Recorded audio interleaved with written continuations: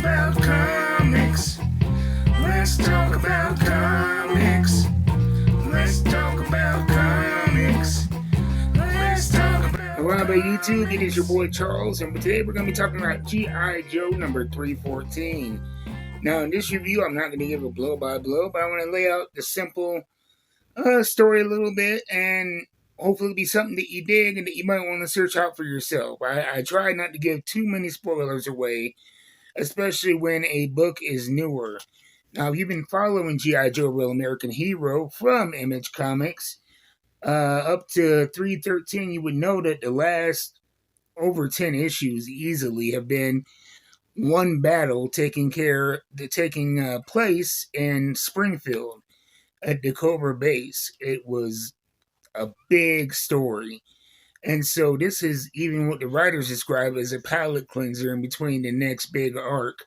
A standalone story, which I personally don't think there's enough of nowadays in comics. Some of my favorite stories have been standalone one-issue stories from beginning to end. And that's what this is. You're dropped in to this G.I. Joe team preparing to do a mission, loaded onto a helicopter, and you're given a story here. They're sent to rescue a teen activist named Layla Haddad, and they're infiltrating into this place, meeting up with some more G.I. Joes who are already boots on the ground.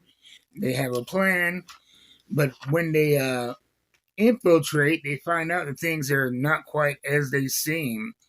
And Layla is not quite the innocent 15-year-old teen activist that they thought she was. There's lots of espionage, and the tone of it is a lot grittier. I would say even the art is in that last arc. It was about a big battle, big explosions, bright colors, Cobra versus G.I. Joe, but here it's almost all tinted in green and heather green and darkness.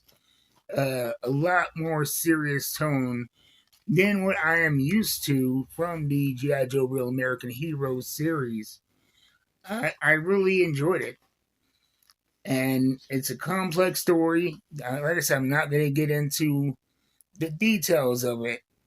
But I think this is definitely one that if you're not reading this book, I know a lot of people that are intimidated by jumping into new stories and they feel like they're going to have a lot of background to catch up on. G.I. Joe number 314, you don't need any history. You don't need any backup.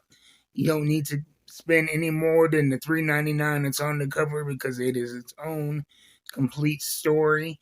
And it's going to be a great place for you to jump on with this new G.I. Joe arc. The battle for Springfield is over, and we're entering a new era in G.I. Joe Real American Hero from Dynamite Comics.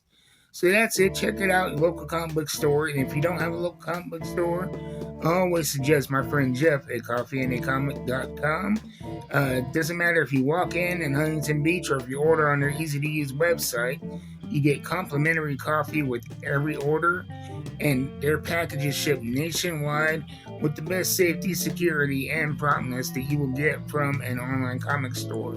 If you want to see how they package and ship their stuff, tune in to my comic book unboxings Wednesdays, 3 p.m. Mountain Time on this channel and on the Chronic Crippled Collector YouTube channel, my other YouTube channel.